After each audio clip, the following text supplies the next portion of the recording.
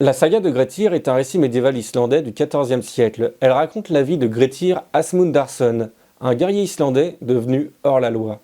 Ce farouche islandais va un jour vouloir se confronter à un revenant qui hantait la région, ce qui va lui causer bien des malheurs.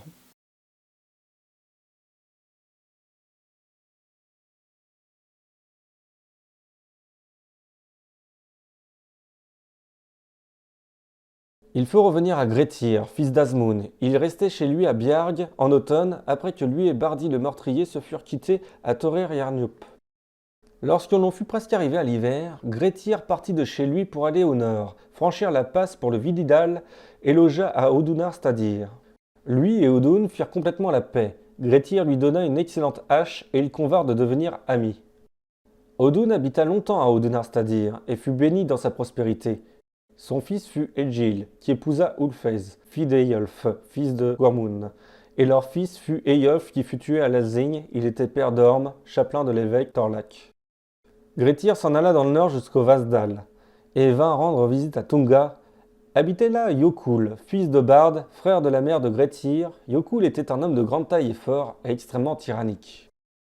C'était un grand navigateur et très querelleur, mais remarquable tout de même. Il fit bel accueil à Grettir qui resta là 3 nuits. On parlait tellement des apparitions de Dlam qu'il n'y avait pas plus de grand sujet de conversation que celui-là. Grettir s'enquit minutieusement des événements qui avaient eu lieu. Yokul dit que l'on n'en disait pas plus que la vérité.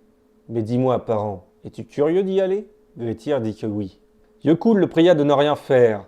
C'est mettre sa bonne chance à rude épreuve, et tes parents risquent beaucoup s'ils exposent ta personne, dit-il. Il nous semble que parmi les jeunes gens tu n'as pas ton pareil, et pour ce qui est de Dlam, il ne peut advenir que du mal d'un méchant. Il vaut beaucoup mieux aussi avoir affaire à des humains qu'à de tels êtres.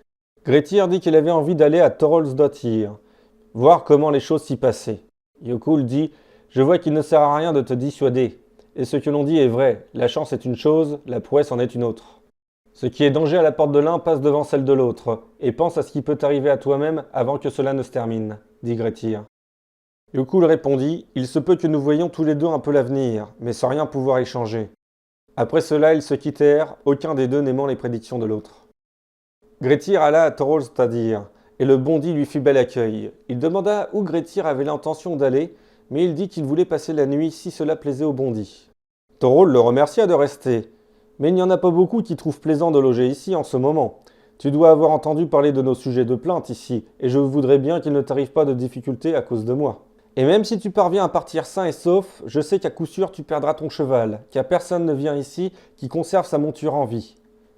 Grettir dit qu'il y avait assez de chevaux, quand bien même celui-ci disparaîtrait. Thorol se réjouit que Grettir veuille rester là, et le reçut à bras ouverts.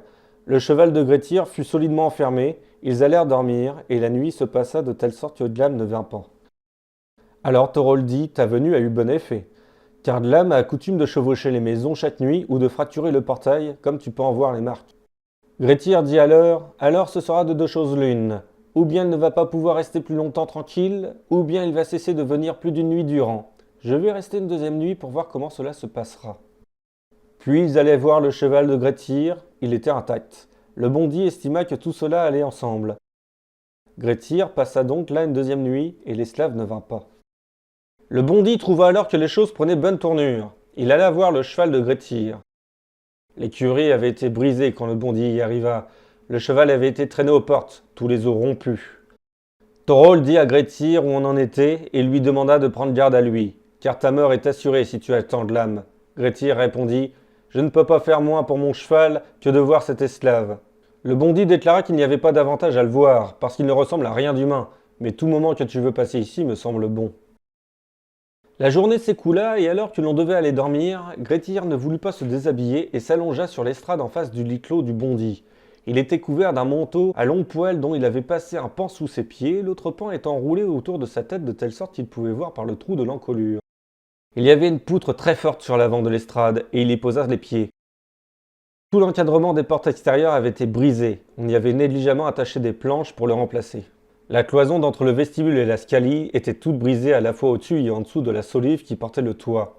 Tous les lits étaient déplacés. L'endroit n'était guère habitable. Une lumière brûlait dans la scalie pendant la nuit.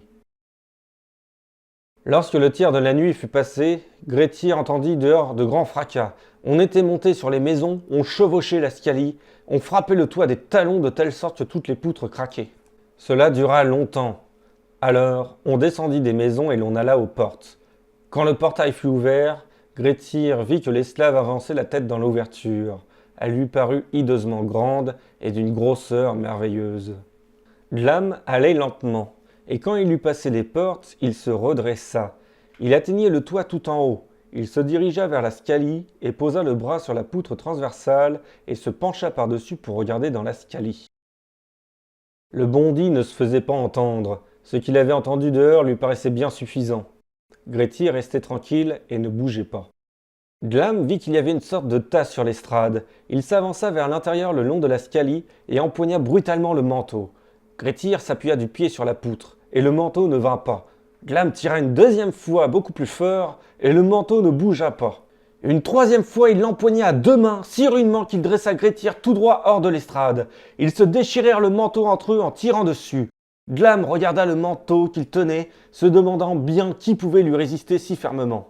Sur ce, Grettir lui échappa d'un bond, l'empoigna par le milieu du corps, lui courbant le dos de toutes ses forces, pensant que Glam tomberait à la renverse sous le coup, mais l'esclave s'en prit au bras de Grettir si brutalement qu'il céda devant une telle force. Alors Grettir s'esquiva de banc en banc, les poutres se détachaient, tout ce qui se trouvait devant eux se brisait. Glam voulut chercher à sortir, mais Grettir s'accrochait des pieds où il le pouvait. Pourtant, Glam parvint tout de même à le tirer hors de la scalie. Alors ils se livrèrent une terrible bataille, car l'esclave voulait le faire sortir de la ferme, mais si mauvais qu'il fût d'avoir affaire à Glam à l'intérieur, Grettir voyait bien que ce serait encore pire de lutter contre lui dehors. Aussi résista-t-il de toutes ses forces pour ne pas sortir. Glam accrut ses forces et le pressa contre lui quand ils arrivèrent dans le vestibule. Quand Grettir vit qu'il ne pouvait plus se raccrocher du pied, il fit deux choses en même temps. Il se précipita le plus brutalement possible entre les bras de l'esclave, tout en prenant appui des deux pieds sur une pierre fichée en terre qui se trouvait devant les portes. L'esclave ne s'attendait pas à cela. Il avait tiré de toutes ses forces pour attirer Grettir à soi. Aussi tomba-t-il à la renverse, se cogna le dos dans les portes, ses épaules atteignant le linteau, le toit fut mis en pièces, aussi bien que les poutres que la couverture gelée. Il sortit de la maison en tombant sur le dos, Grettir par-dessus lui. Dehors, il y avait grand clair de lune. D'épais nuages couraient dans le ciel, avec des éclaircies entre eux. Parfois il passait devant la lune, parfois il la découvrait.